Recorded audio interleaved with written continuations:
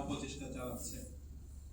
এই বাস্তবতা বিবেচনায় দ্বীনি প্রতিষ্ঠানের সার্বিক সুরক্ষা, মাদ্রাসার কার্যক্রম, আবাসিক ব্যবস্থাপনা, শিক্ষক প্রশিক্ষণ, শিক্ষার মান উন্নয়ন এবং সমসাময়িক বিভিন্ন গুরুত্বপূর্ণ বিষয় মাদ্রাসাগুলোর মর্যাদা, সুনাম ও ন্যায়সঙ্গত অধিকার রক্ষার লক্ষ্যে দেশের শীর্ষস্থানীয় প্রাইভেট মাদ্রাসার পরিচালকদের সমন্বয়ে গঠিত হয়েছে বাংলাদেশ মাদ্রাসা সংরক্ষণ পরিষদ।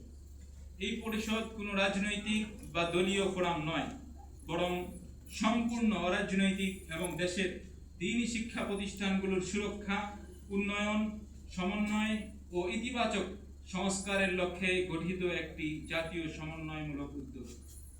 আমাদের লক্ষ্য দেশের মাদ্রাসাগুলোকে নিরাপদ ও সুশৃঙ্খল পরিবেশ নিশ্চিত করতে সহযোগিতা করা, প্রশাসনিক সক্ষমতা ও সুশাসন প্রতিষ্ঠায় দিক নির্দেশনা প্রদান করা, আবাসিক মাদ্রাসা ব্যবস্থাপনাকে আরো আধুনিক, নিরাপদ ও জবাবদিহিমূলক করে গড়ে তোলা, শিক্ষক প্রশিক্ষণ ও শিক্ষার গুণগত মান উন্নয়নে কার্যকর উদ্যোগ গ্রহণ করা, প্রয়োজনে আইনগত ও কারিগরি পরামর্শ প্রদান করা, মাদ্রাসার সংশ্লিষ্ট যে কোনো সংকট মোকাবেলায় সমন্বিত ভূমিকা পালন করা, সরকার, গণমাধ্যম ও সমাজের বিভিন্ন অংশীজনের সঙ্গে ইতিবাচক যোগাযোগ ও সহযোগিতার পরিবেশ সৃষ্টি করা।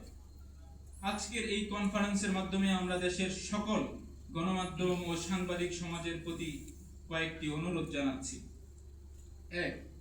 কোন মাদ্রাসা বা সংশ্লিষ্ট ব্যক্তির বিরুদ্ধে সংবাদ প্রকাশের আগে দয়া করে যথাযথ তদন্ত করুন এবং নির্ভরযোগ্য প্রমাণ যাচাই করুন। 2. একপাক্ষিক বক্তব্যের ভিত্তিতে বিভ্রান্তিকর সংবাদ, ভিডিও বা নেতিবাচক প্রচারণা চালানো থেকে বিরত থাকুন। 3. যে কোনো অভিযোগের পাশাপাশি সংশ্লিষ্ট প্রতিষ্ঠান বা দায়িত্বশীলদের বক্তব্য সমান গুরুত্বের সাথে প্রকাশ করুন। 4. পরবর্তীতে আইনি বা প্রশাসনিক তদন্তে কেউ নির্দোষ প্রমাণিত হলে সেই সংবাদটিও একই গুরুত্বে প্রচার করার নৈতিক দায়িত্ব পালন করুন। 5. দায়িত্বশীল ও বস্তুনিষ্ঠ সাংবাদিকতার মাধ্যমে সমাজে ন্যায় বিচার, স্থিতিশীলতা ও সম্প্রীতি বজায় রাখতে সহযোগিতা করুন। 6. যে কোনো দ্বীনি প্রতিষ্ঠানের বিরুদ্ধে কোনো ধরনের সুনির্দিষ্ট অভিযোগ থাকলে তা সবার আগে আমাদের এই পরিষদকে অবহিত করুন। একই সাথে আমরা দেশের সচেতন নাগরিক সমাজের প্রতি কিছু গুরুত্বপূর্ণ অনুরোধ রাখতে চাই। 1. কোনো মাদ্রাসা বা শিক্ষা প্রতিষ্ঠান সম্পর্কে কোনো অভিযোগ বা নেতিবাচক সংবাদ শোনা মাত্রই আবেগতাড়িত হয়ে কোনো উগ্র প্রতিক্রিয়া দেখাবেন না। 2. প্রথমে ঘটনার সত্যতা, গভীরতা ও নিরপেক্ষ তথ্য যাচাই করার চেষ্টা করুন। 3.